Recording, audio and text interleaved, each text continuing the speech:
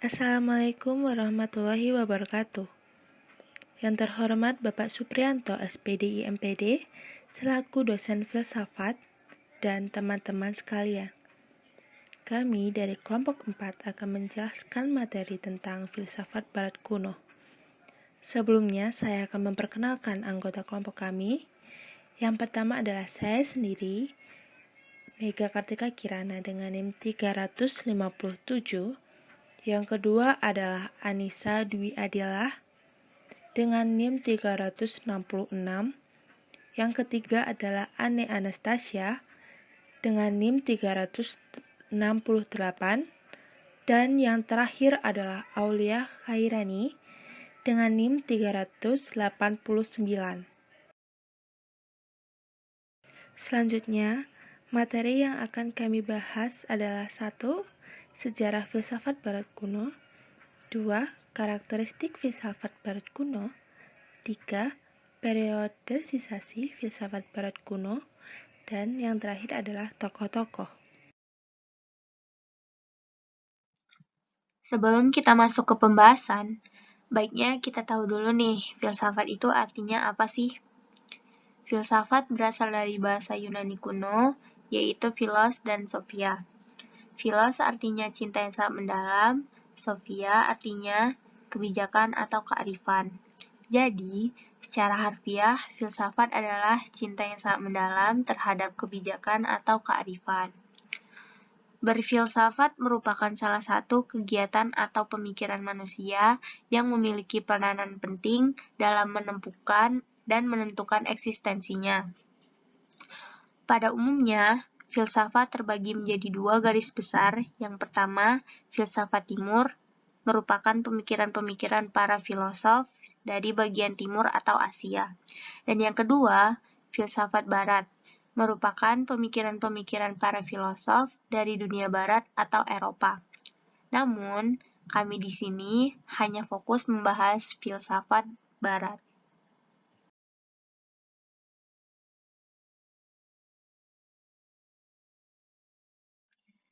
Filsafat barat merupakan pemikiran-pemikiran para filosof dari dunia barat atau Eropa. Permulaan dari sebutan filsafat barat ini dari keinginan untuk mengarah kepada pemikiran atau falsafah peradaban barat. Pada awalnya, dimulai dengan filsafat Yunani di Yunani kuno. Penentuan wilayah yang menjadi bagian dalam menentukan aliran mana sebuah pemikiran atau falsafah itu lahir menimbulkan perdebatan. Filsafat barat adalah ilmu yang biasa dipelajari secara akademis di universitas-universitas di Eropa dan daerah-daerah jajahan mereka. Filsafat ini berkembang dari tradisi falsafi orang Yunani kuno.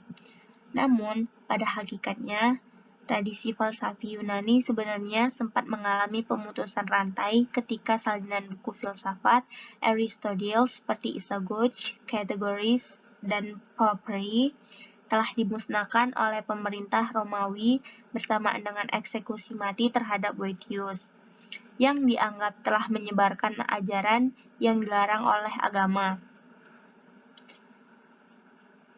Selanjutnya, dikatakan bahwa seandainya kitab-kitab terjemahan Boethius menjadi sumber perkembangan filsafat dan ilmu pengetahuan di Eropa, maka John Salisbury, seorang guru besar filsafat di Universitas Paris, tidak akan menyalin kembali buku Organon karangan Aristoteles dari terjemahan-terjemahan berbahasa Arab yang telah dikerjakan oleh filosof Islam pada dinasti Abbasiyah. Menurut Takwin, dalam pemikiran barat konvensional, pemikiran yang sistematis, radikal, dan kritis seringkali merujuk 6 pengertian yang ketat dan harus mengandung kebenaran logis. Misalnya, aliran empiris, positivisme, dan filsafat analitik memberikan kriteria bahwa pemikiran dianggap filosofis jika mengandung kebenaran korespondensi dan koherensi. Korespondensi, yakni sebuah pengetahuan dinilai benar jika pernyataan itu sesuai dengan kenyataan empiris. Contoh, Jika pernyataan saat ini hujan turun adalah benar jika indera kita menangkap hujan turun. Jika kenyataannya tidak, maka pernyataan dianggap salah. Koherensi, sebuah pernyataan dinilai benar jika pernyataan itu mengandung koherensi yang logis, dapat diuji dengan logika barat. Dalam filsafat barat secara sistematis terbagi menjadi 3 bagian besar, yakni A. Bagian filsafat yang mengkaji tentang ada atau being. B. Bidang filsafat yang mengkaji pengetahuan atau epistemologi dalam arti luas. C. Bidang filsafat yang mengkaji nilai-nilai menentukan apa yang seharusnya dilakukan manusia atau aksiologi. Pembagian itu didasarkan pada jenis pertanyaan yang diajukan oleh orang-orang yang bekerja di lapangan. Cabang yang paling banyak berpengaruh pada masa dunia kuno adalah Stoik, yaitu menahan hawa nafsu. Stoik dibagi ke dalam beberapa bagian filsafat seperti logika, etika, ilmu pengetahuan, dan fisika.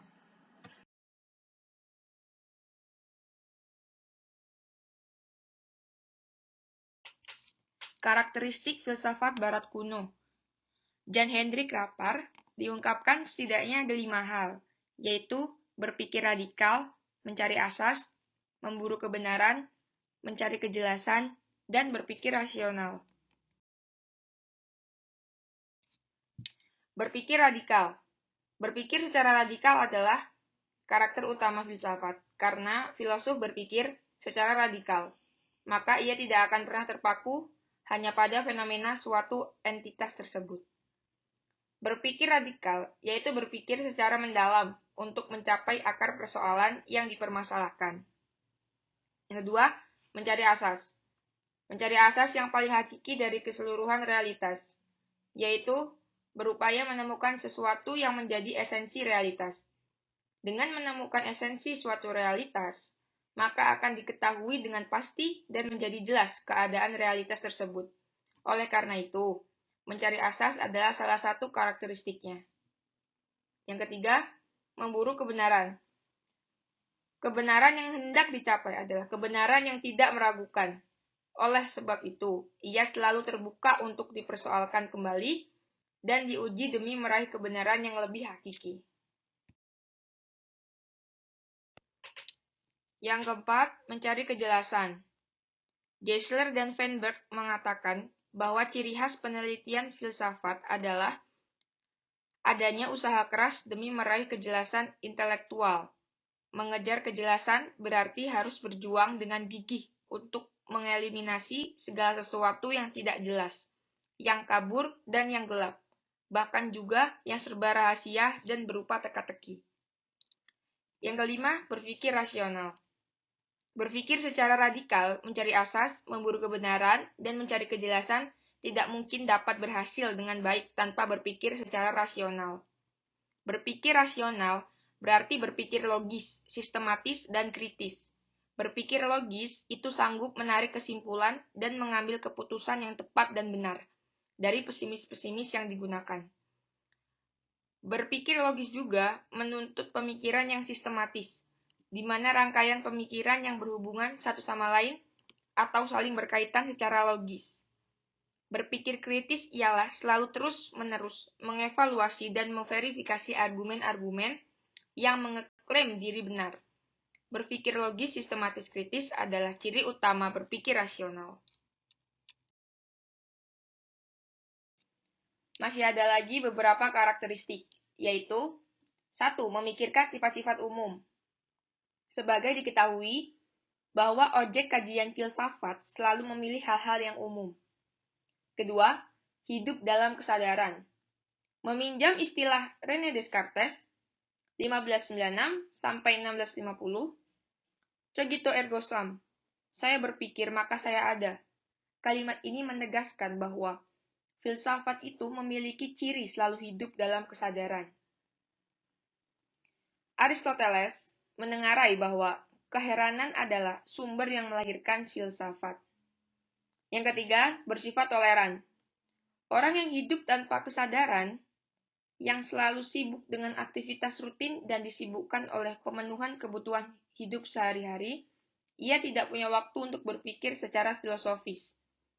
Menjadi ciri khas pemikiran filsafat adalah bersifat terbuka dan toleran terhadap perbedaan pandangan atau pemikiran yang berbeda. Yang keempat, bersifat subjektif. Berpikir manusia pasti bersifat subjektif. Walaupun jawabannya saling berlawanan, namun dengan pengalaman apapun tidak dapat memvonis mana yang benar dan mana yang salah.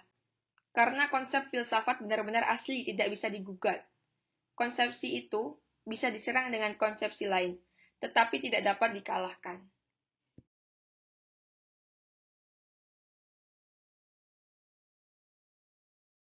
Periodisasi filsafat Barat kuno. Sekitar abad ke-6 sebelum Masehi di Yunani, muncul pemikir-pemikir yang mempersoalkan tentang alam, dari mana terjadinya alam, apa dasar utama atau asas alam ini. Karena kekritisan pemikiran tersebut, bisa dikatakan filsafat Yunani merupakan tonggak pangkal munculnya filsafat. Mencari asas yang paling hakiki dari keseluruhan realitas, yaitu berupaya menemukan sesuatu yang menjadi esensi realitas.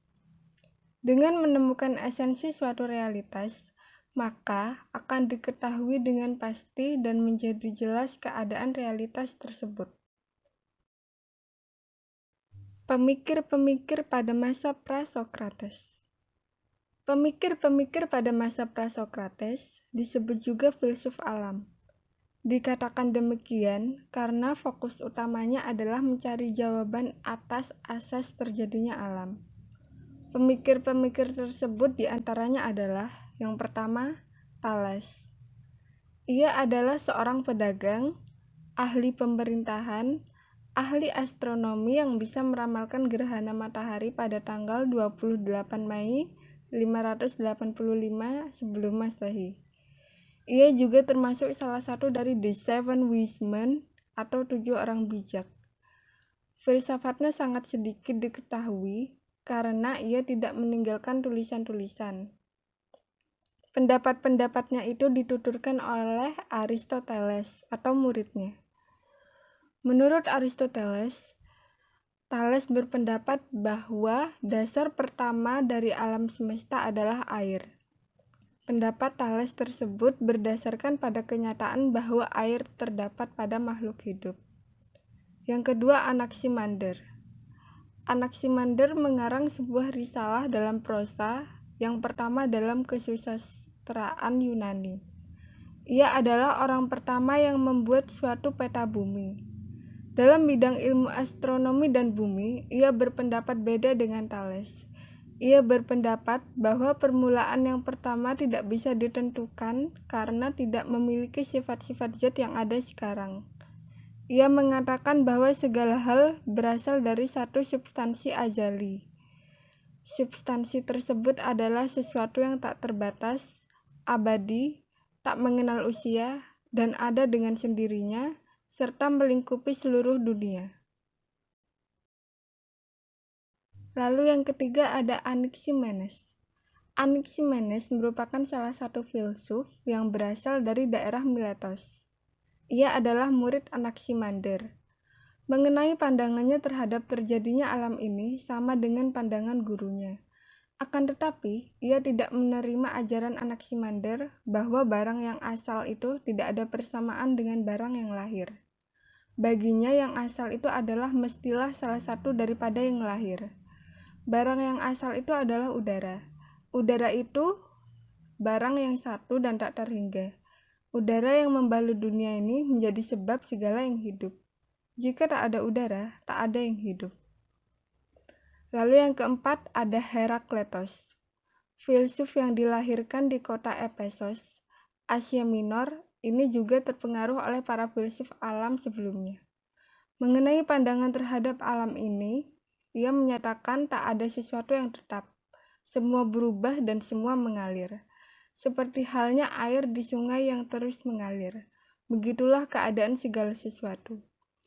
Dari dasar inilah ia mengambil kesimpulan bahwa asas pertama alam semesta ini bukanlah bahannya seperti yang dikemukakan oleh filsuf pertama, tetapi prosesnya.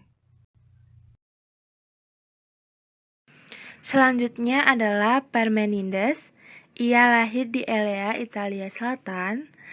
Di samping terkenal ahli politik, ia juga ahli pikir yang melebihi siapapun pada masanya.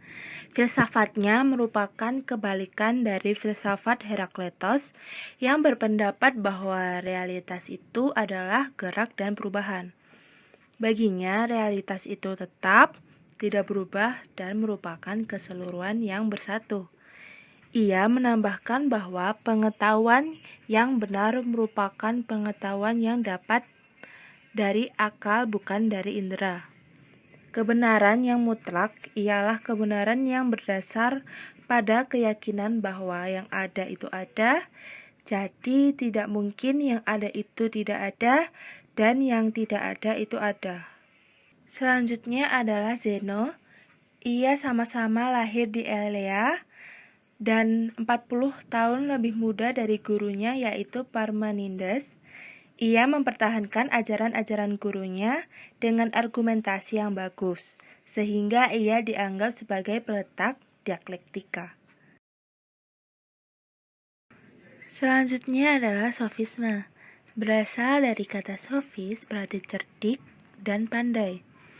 Orang-orang sofis ini tidak disukai para filsuf karena mereka adalah orang-orang yang kurang terpelajar dan menjual kebijakan untuk memperoleh materi. Menurut pemikiran filsafatnya, manusia adalah ukurannya segala sesuatu. Jadi kebenaran umum itu tidak ada. Yang ada adalah kebenaran relatif. Kebenaran hanya berlaku sementara. Ajaran relativisme.